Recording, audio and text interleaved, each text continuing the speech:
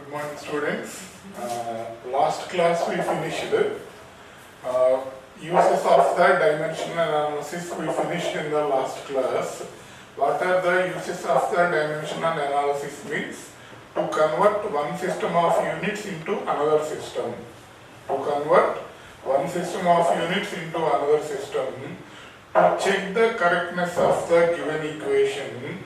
To derive the relationship among the physical quantities, these dimensional formulas will be helpful. Dimensional analysis will be helpful. Now, what are the limitations of dimensional analysis? Limitations of dimensional analysis. What are the limitations means where we can't apply this dimensional analysis, where we will get the wrong results when we are applying this dimensional formulas. Through this dimensional analysis, proportionality constant values cannot be derived by using the dimensional analysis. Proportionality constant, what is there? That's the dimensional formulas we can't derive using the dimensional analysis. So, proportionality constants.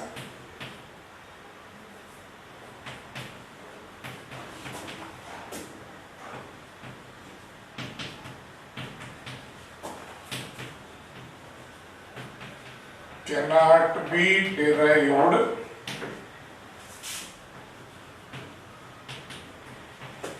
using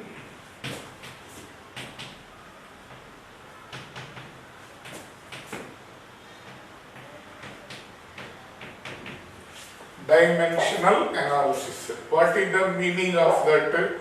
Yesterday we derived, to derive the relationship among physical quantities, we will use dimensional analysis. Like that we said, one of the use. Their time period, what we got, t is equal to k by root L by g we got, and we said at the time k value practically we measured as 2 pi. Therefore, time period of the simple pendulum value 2 pi root L by g. Like that we derived. This proportionality constant value, what is there, that we can't derive using dimensional analysis. Kinetic energy formula, what we derived is Ke is equal to K into mv square we derived. But K value is how much? We don't know. Through dimensional analysis, we can't get that K value. Then what we said, practically it is observed that K value will be equal to half mv square. Like that we said. So, proportionality constant values cannot be derived using dimensional analysis. Is that clear, that point? Next, second one will be formulae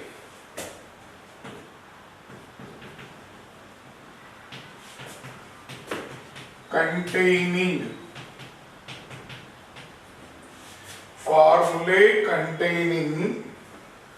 trigonometric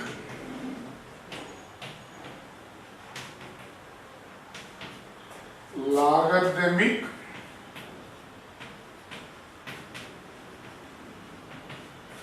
and exponential functions. Formulae containing trigonometric, logarithmic and exponential functions cannot be derived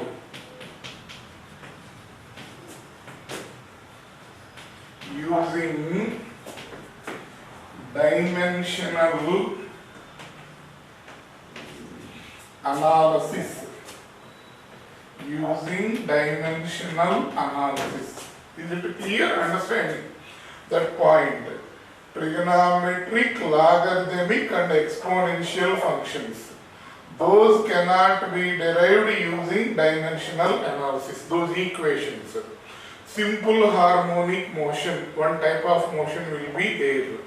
In simple harmonic motion, the displacement of the particle is given by y is equal to a sin omega t plus pi. This is one equation. This equation is containing trigonometric function. This we can't derive using dimensional analysis. So dimensional analysis, this equation try to derive using dimensional analysis means we can't derive because it is containing trigonometric function. Sine will be trigonometric function. Next, time period is half-life period.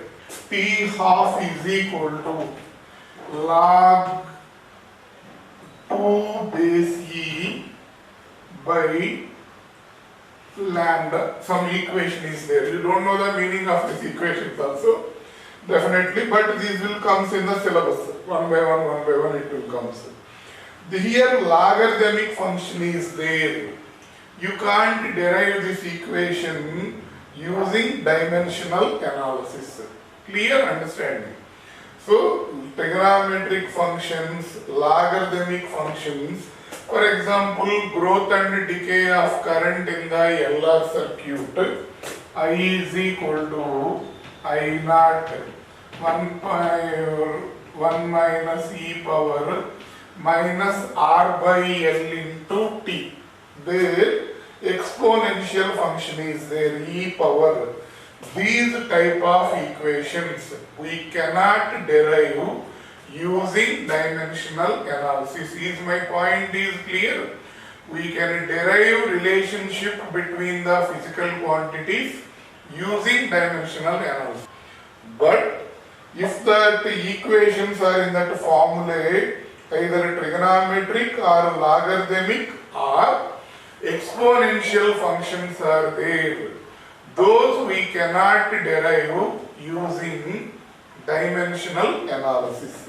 My point is clear? Next, what is the third one? See, we are discussing about limitations of dimensional analysis. Formulae which have two or more terms in RHS cannot be derived using dimensional analysis.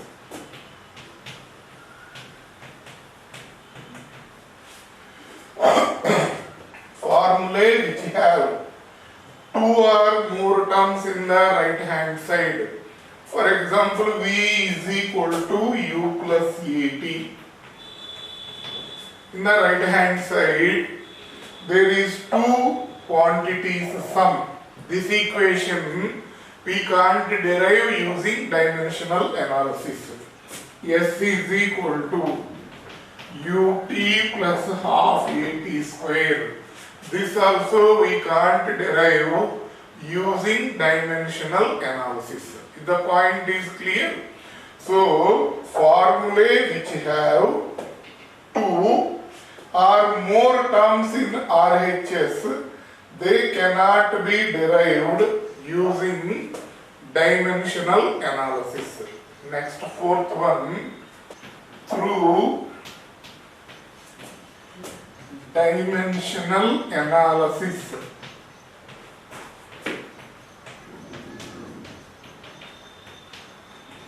We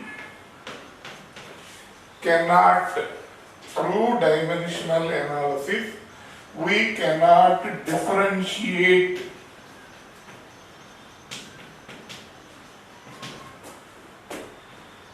scalar or vector quantities. Already vectors big chapter is completed. What are scalars, what are vectors, you know. Scalars means quantities having only magnitude but no direction. Those are called as the scalar quantities. Quantities having both magnitude and direction are called as the vector quantities. Through dimensional analysis, we cannot identify whether the particular quantity is a scalar quantity, particular quantity is a vector quantity. Like that we cannot identify using dimensional analysis. One quantity is given, acceleration. Find acceleration is vector or scalar using dimensional analysis means we can't find. So we can't differentiate a particular quantity as a vector quantity or a scalar quantity using dimensional analysis. If the point is clear, what are the four? First one is what? Proportionality constant values cannot be derived using dimensional analysis. Next, the second one will be formulae containing trigonometric, logarithmic and exponential functions cannot be derived using dimensional analysis. Formulae which have two or more terms in right hand side cannot be derived using dimensional analysis. Through dimensional analysis, we can't differentiate scalar and vector quantities. Next, fifth one, if we don't know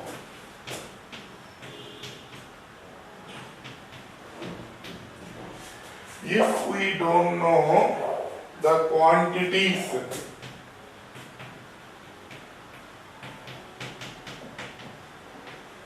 on which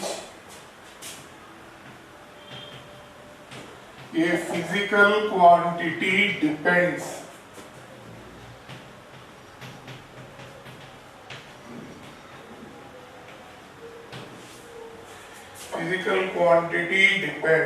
we cannot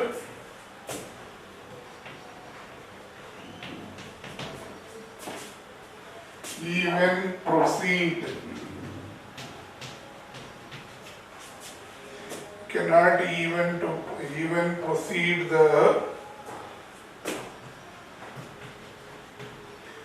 derived formula. What is the meaning of that is, what we said, using dimensional analysis we can derive equations.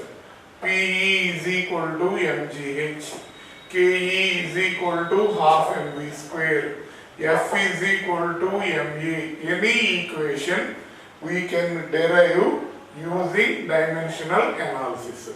Before deriving, we had to know that particular physical quantity is depending on which quantities we should know. Then only we can derive that equation. Without knowing that, we can't proceed to derive that formula. My point is clear? So, for example, kinetic energy is there. Kinetic energy depends on the mass, depends on the velocity. Then by proceeding, what we will get finally? KE is equal to half mv square we will get. If we don't know, KE is depending on which quantities, just derive the formula for KE means we cannot proceed and we cannot derive the equations. Before deriving, we should know clearly on which physical quantities a particular physical quantity is depending. Potential energy proportional to m power x, g power y, h power z. Like this we should know.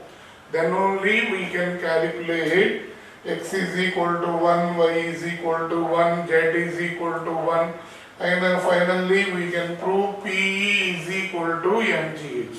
If we don't know PE is depending on mass, depending on acceleration due to gravity, depending on the height, we can't derive the expression for potential energy. Okay?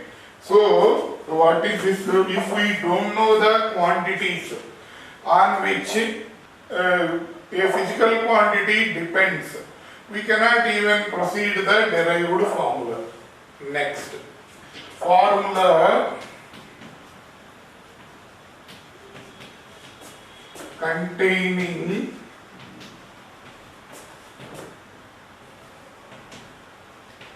dimensional constants. Formula containing dimensional constants cannot be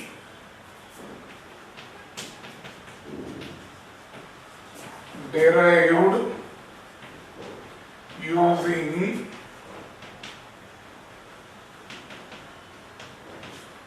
dimensional analysis. Formula containing dimensional constants cannot be derived using dimensional analysis. Means Newton's universal gravitation law, what it is saying, F is equal to g m1 m2 by d squared. So you derive this formula just by considering F proportional to m1 m2 and r square, then results will be wrong. If the formulas are containing dimensional constants, those formulas we cannot derive that proportionality constant is also having dimensions. Those we cannot derive. First, how we will proceed? F is equal to some constant k into m1 m2 by d square. Here k is a proportionality constant and that value will be equal to capital G. Like that we will proceed. If that is not there, we can't proceed to derive the equation. Clear? So we cannot, if it is proportionality constant, is also having dimensions. Those equations we cannot derive using dimensional analysis. These are the 6 limitations of dimensional analysis. What are the limitations? What is the first one?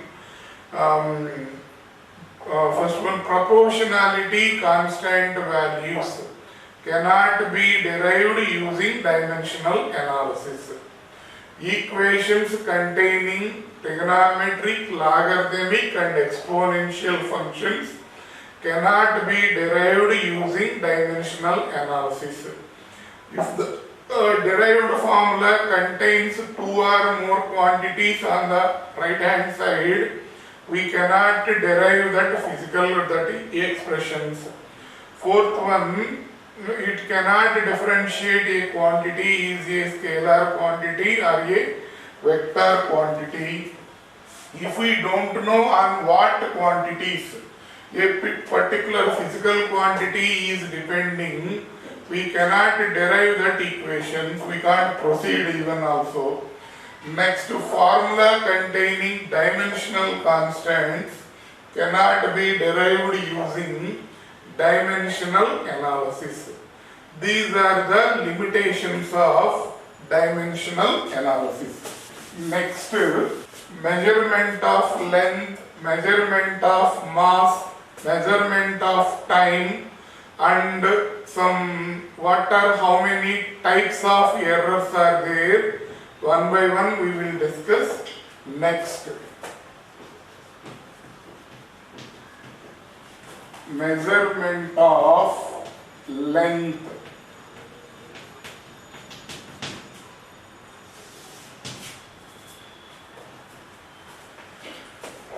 So to measure the length, we will use different devices. Scale is there, 30 centimeter scale, 15 centimeter scale you are using. Using scale you can measure the length. Okay? Like that different will be there to measure the length. Through scale, what is the minimum length we can measure? So 1 centimeter will contain 10 equal divisions up to 0.1 centimeter means 10 power minus 3 meter. Okay? Up to 10 power minus 3 meter. To measure very accurately, we will use scale. By using a scale, we can measure the length up to 10 power minus 3 meter accurately. To measure the length up to 0.01 centimeter means 10 power minus 4 meters. We will use vernier calipers. This will comes for you in the practicals. How to use that vernier calipers, how to measure the length using vernier calipers, everything will be there. Using vernier calipers, we can measure the length up to 0.01 centimeter accurately. So next 0.01 millimeter means 10 power minus 5 meters. To measure this length very accurately, we can use screw gauge. We can use screw gauge or we can use spirometer. These are the different devices. Using screw gauge, spirometer are also there in the practicals. You will learn how to use that, devices, how to take the readings using them. Everything you can able to understand easily.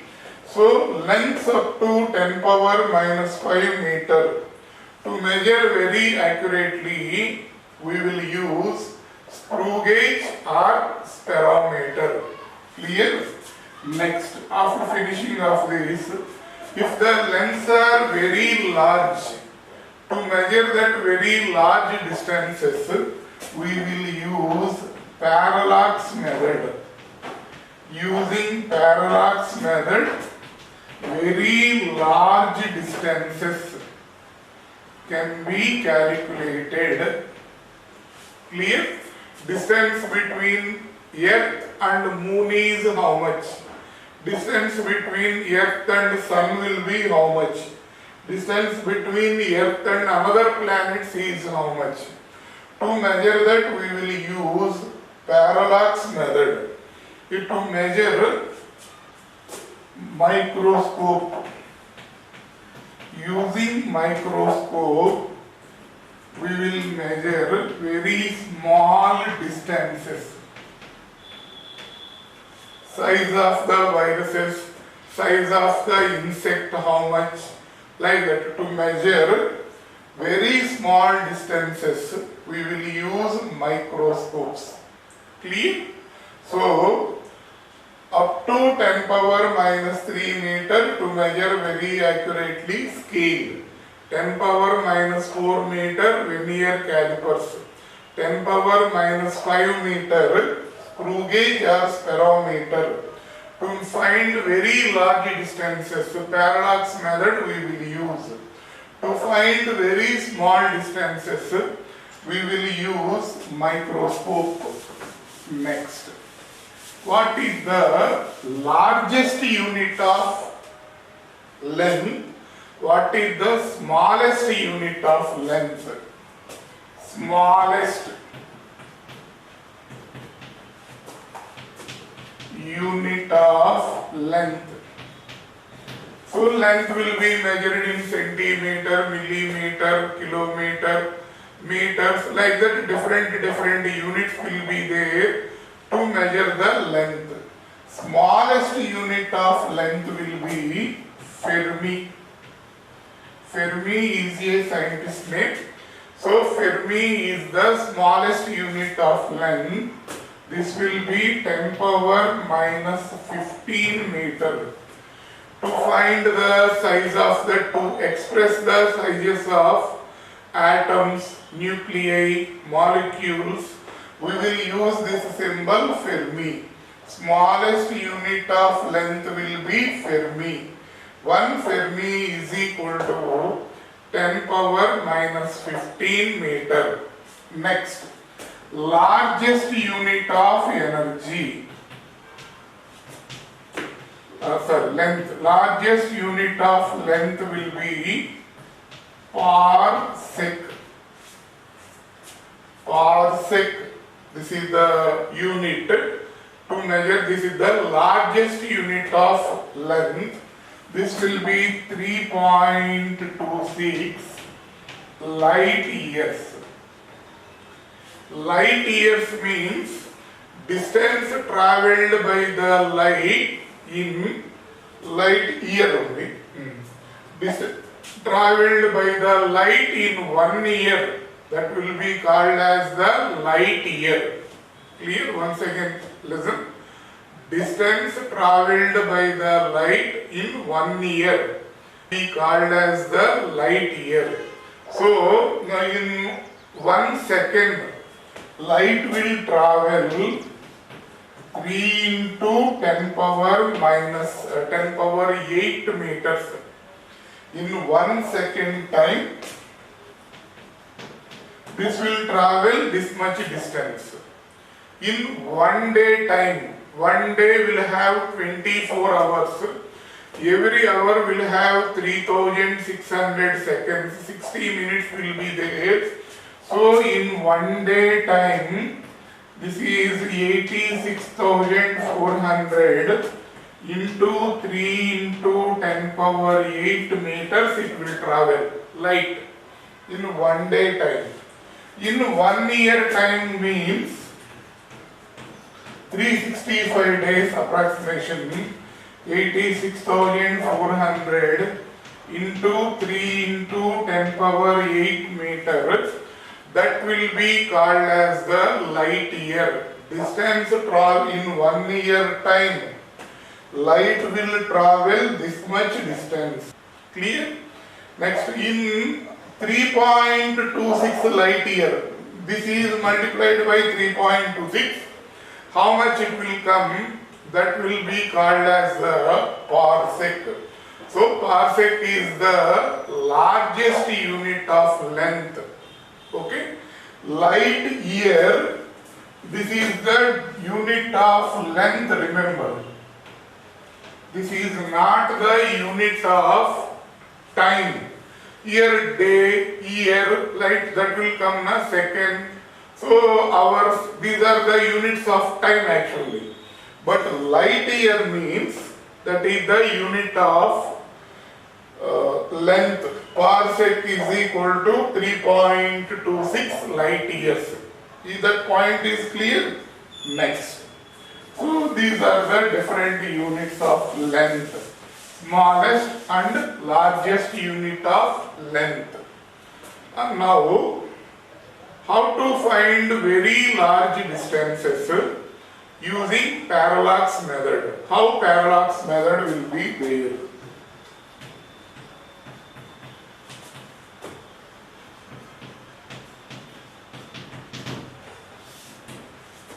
So if the object is very far away from us, we can't see the object by the naked eye, so we will use telescopes to observe that object. For example, here moon is there. We had to calculate distance between moon and the earth. We are residing on the surface of the earth. We are fixing the telescope at one position. Here telescope is there. From here, from this position, we will observe clear image of the moon.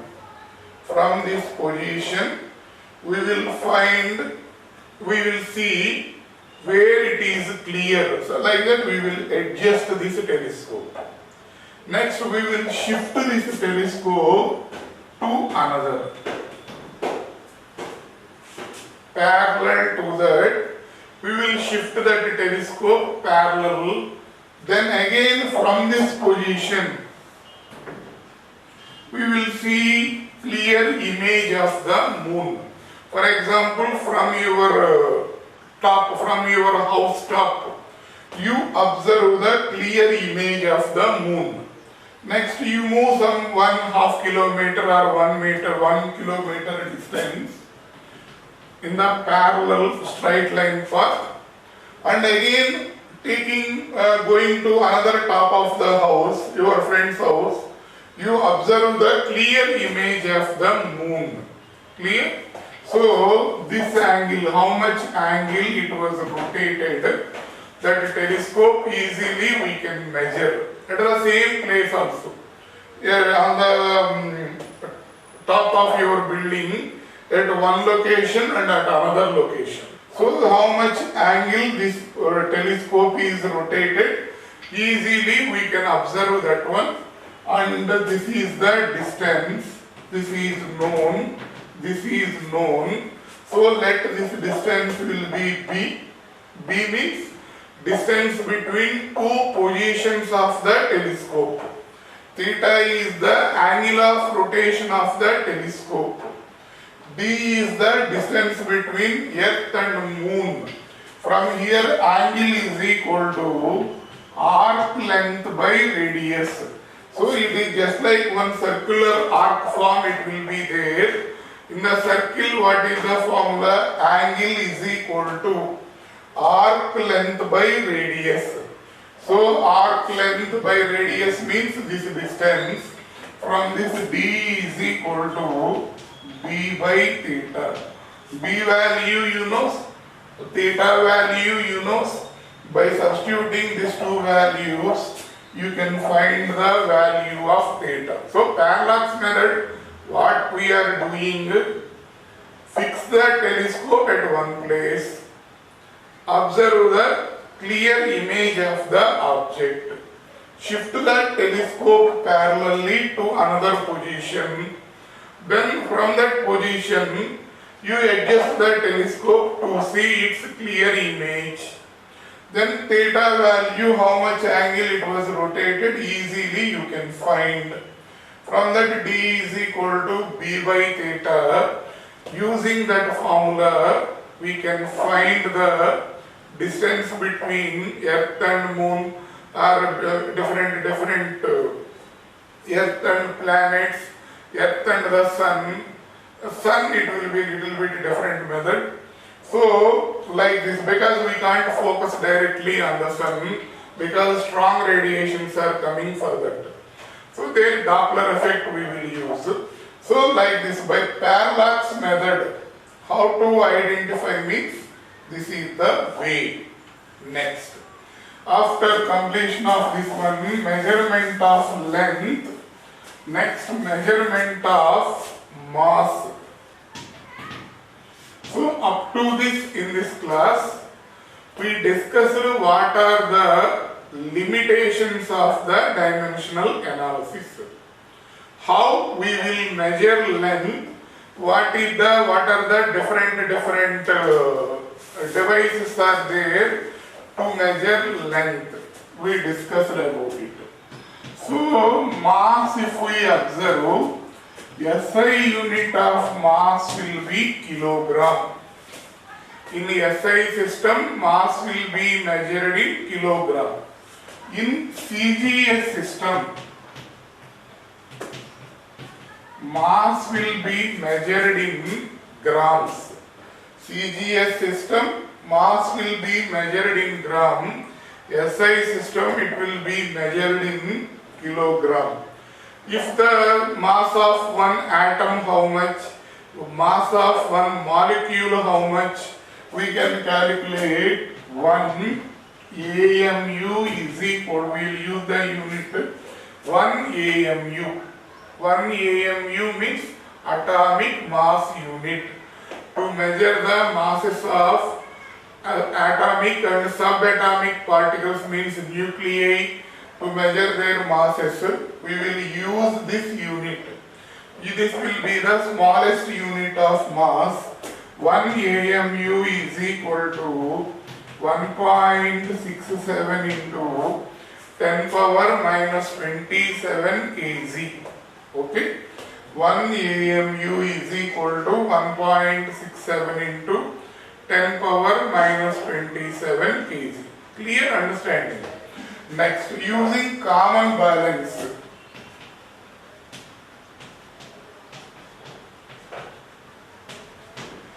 We will measure the mass, that depending on that, some balances can measure up to 100 kg, 10 kg, some they will measure up to 50 kg, 100 kg, depending on the requirement.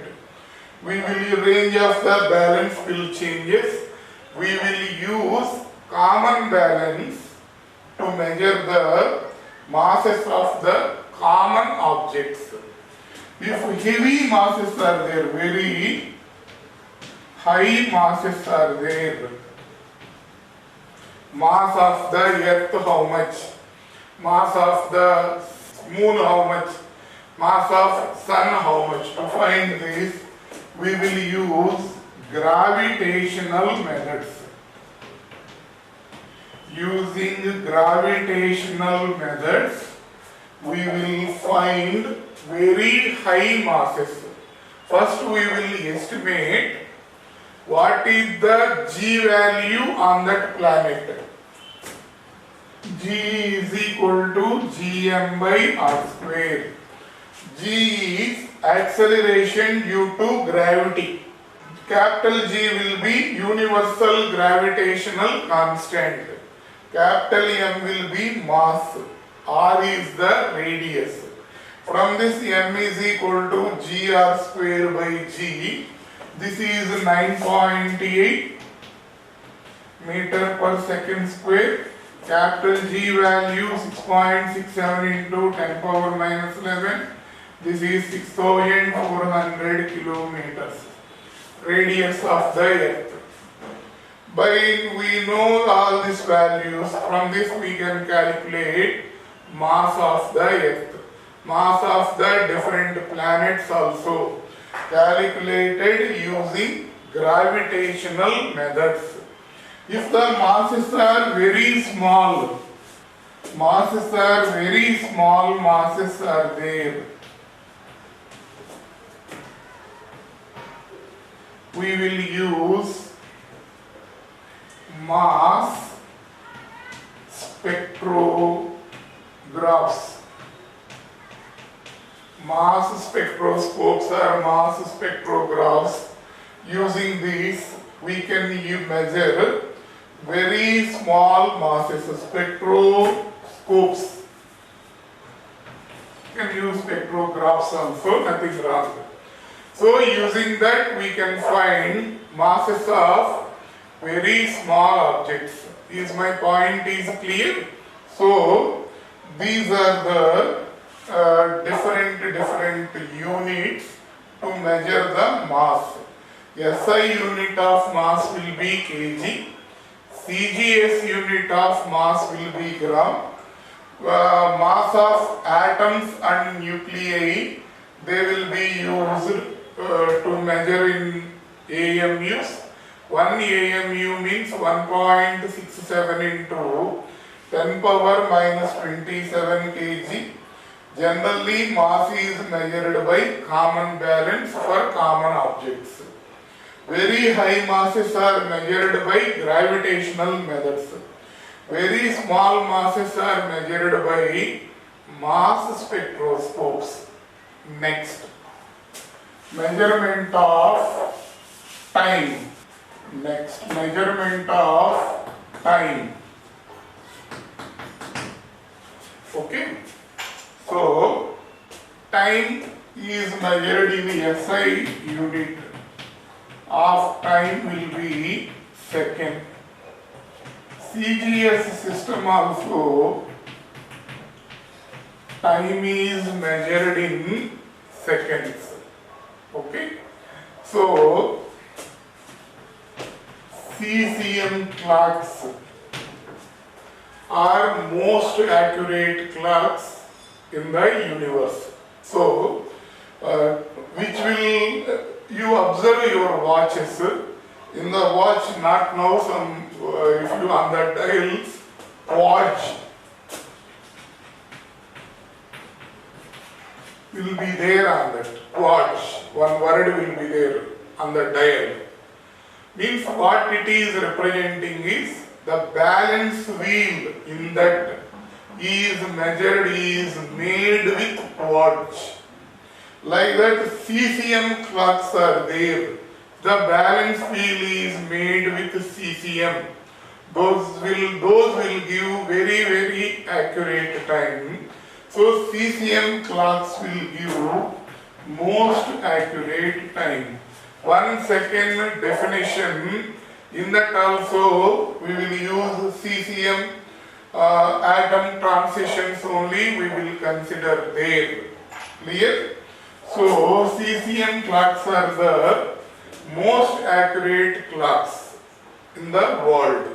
Next, after finishing of this, what is meant by errors? Before doing that errors, what is meant by accuracy and what is meant by precision and what is meant by error? How many types of errors are there? We will discuss one by one. First one will be next, errors for accuracy. Accuracy means the closeness of the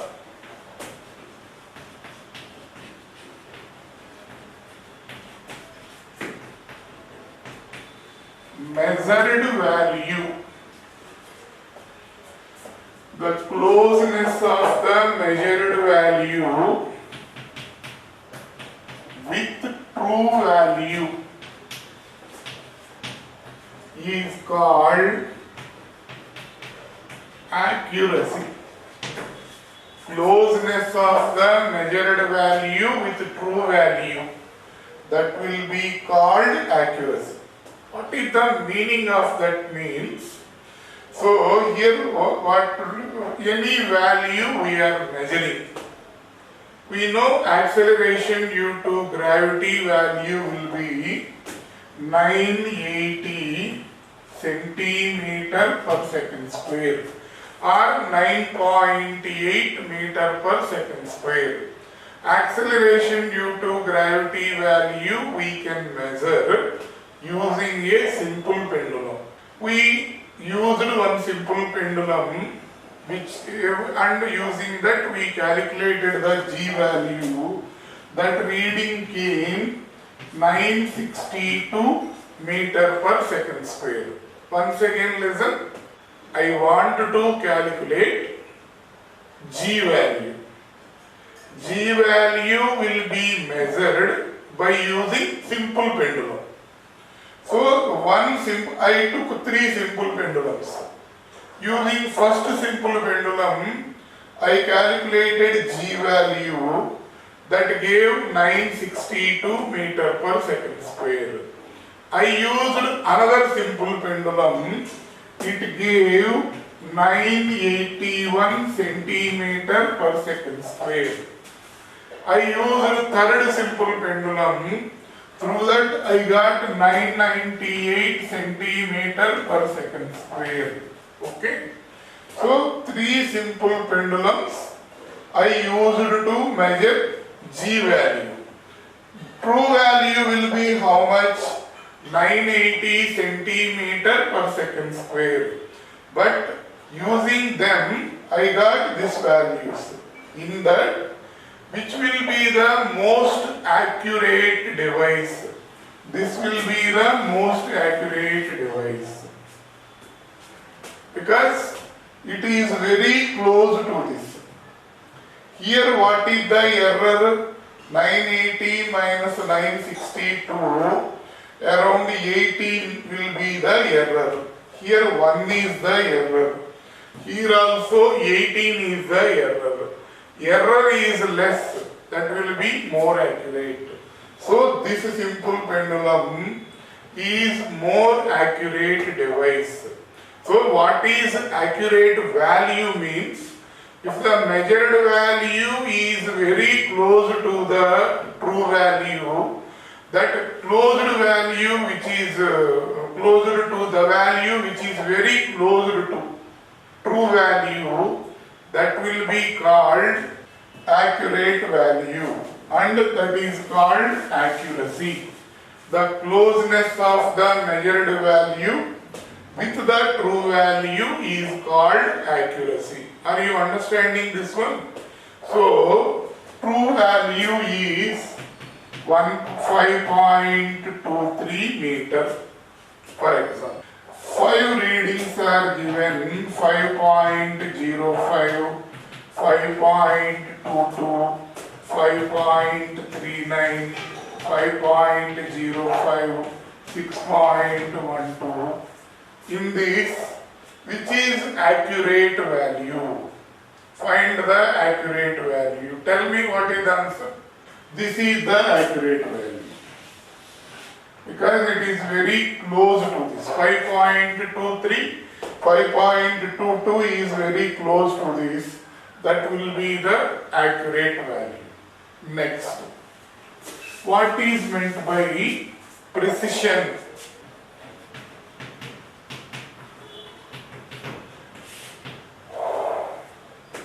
Accuracy is relating to measurement.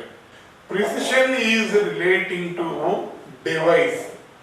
Precision is relating to measuring device. Understanding? Accuracy is relating to measurements. Precision is relating to device. Which device? So that device, if it is giving continuously closed values, that device will be called precise device. Understanding? If a particular device is giving very close values, that may be nearer to close to true value or not, that is not important. But the values given by a particular device is very close to each other, then that device will be called precise device, and that phenomenon is called precision. The closeness of the measured values. The closeness of measured values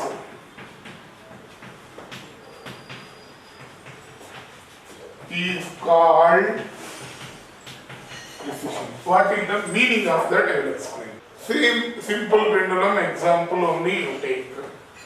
True value is how much?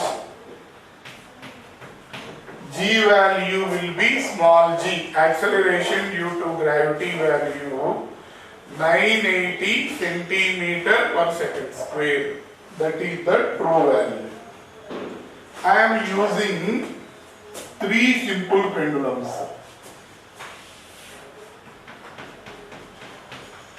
To measure this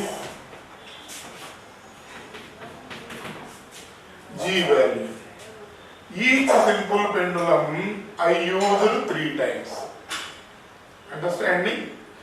Each simple pendulum I used 3 times. So first simple pendulum I used 3 times. I got the readings 976 meter per second square, 956 meter per second square, 996 meter per second square. Okay? Next, second simple pendulum I got 919 meter per second square, 920 meter per second square, 921 meter per second square. Third device 970 meter per second square, 980 meter per second square, 990 meter per second square. Third device centimeter, not meters, or centimeters. Like this we got the values. Then which will be more precise device? If the values are very close to each other, here each value 20-20 gap is there. Here each value 1 centimeter per second square gap is there. Here each value 10 gap is there. Then it will be the precise device. Values may be close to true value, may not be close to true value. That is not considerable. From this true value, it is very long, these values. These values are little bit close. That no need to consider that one. How the values are close to each other? If the values are very close to each other, we can say that device will be precise device. My point is clear. Closeness of the measured values is called precision. This is relating to device. Closeness of the measured value with true value is called accuracy. That is relating to measurement. Next, what is meant by errors? How many types of errors are there? Let us see. Next, errors. What is meant by error? Error means the difference between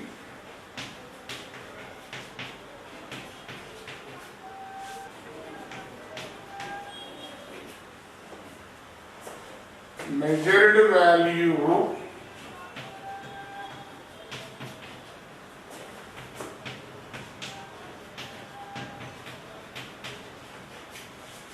the difference between measured value and true value is called error. Okay. So true value 980. I measured this value and I got 972 centimeter per second square. So what is the error here? 8 centimeter per second square. Clear? The difference between measured value and true value, that will be called as the error. How many types of errors will be there? Let us see. Errors will be classified into two types.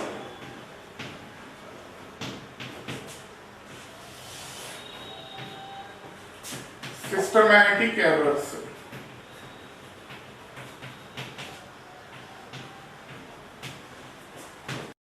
Second one will be random errors. Systematic errors and random errors. So systematic errors means errors which are always unidirectional. Because of a particular reason that error is arising, that error will be called systematic errors. If the errors are going in unidirectional, then that errors will be called as the systematic errors. Errors caused due to unknown reasons, those will be called as the random errors. All will comes in the measurements. When we are measuring a particular quantity, some error is there. That error will be, for example, one experiment you are doing. In that experiment, you have to note down the temperature for every half an hour. One day experiment, that is.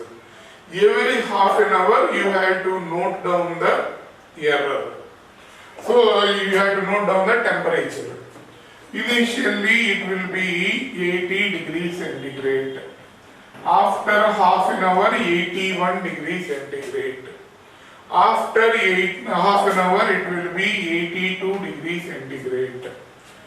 Person who is noting that readings, mistakenly he is thinking somewhere, and next reading he noted as 38 degrees centigrade. Actually 83 degrees centigrade.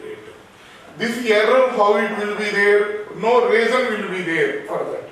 He wants to write something, but unknowingly he writes this number. You want to write 83. He wrote 38, 48 and any some number he wrote. Then error will come in the experiment. Those type of errors will be called as the random errors. Now corona time this is. In news also you may listen about this news. One patient, names are same. One patient got corona, COVID. Another patient is normal patient.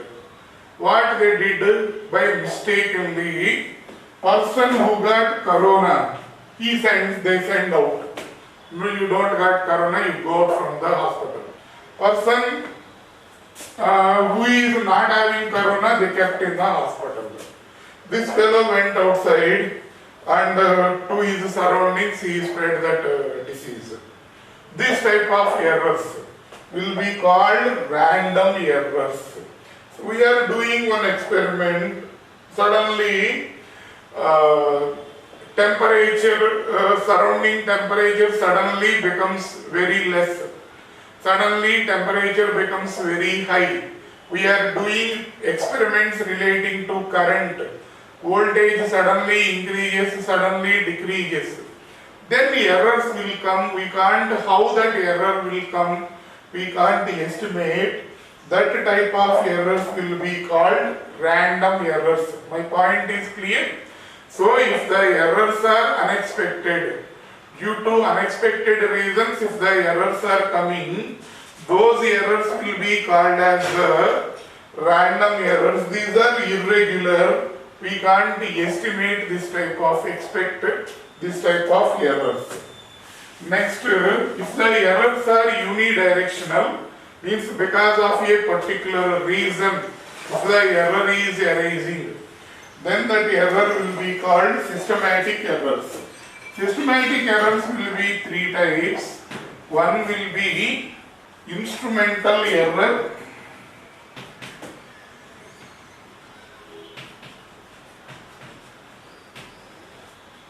Second one will be constant errors.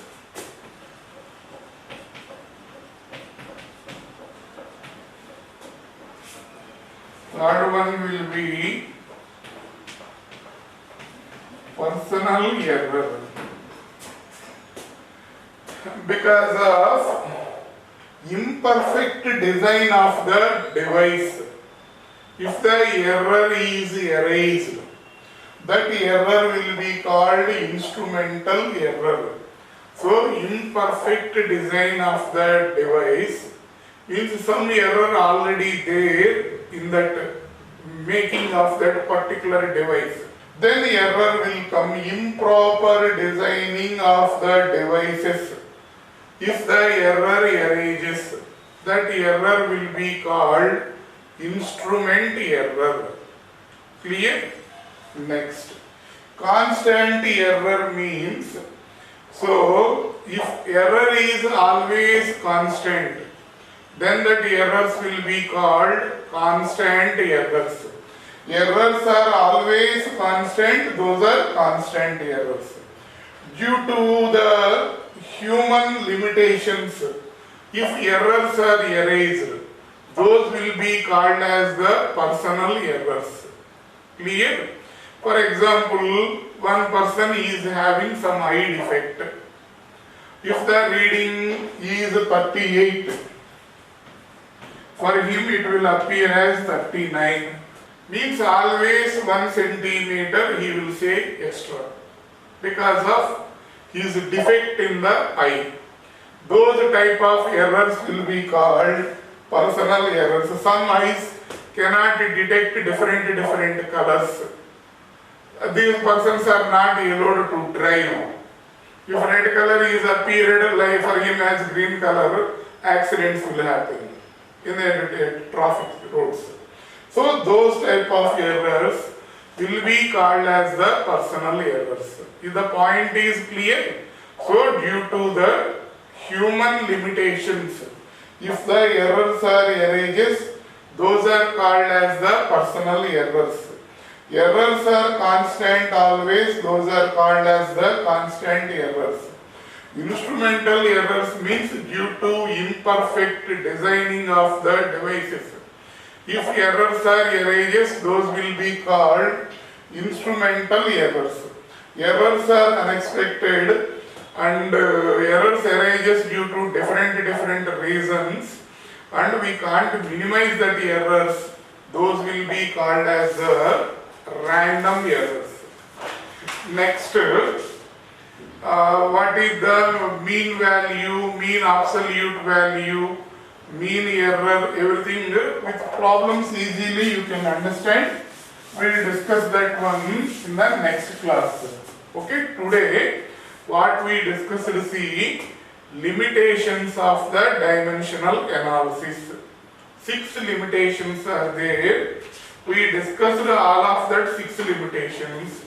Next, measurement of length, measurement of mass, measurement of time. After that, accuracy, precision, types of errors. Errors will be systematic and random. Systematic again divided into instrumental errors, constant errors and personal errors. Everything is completed. Tomorrow we will continue this one.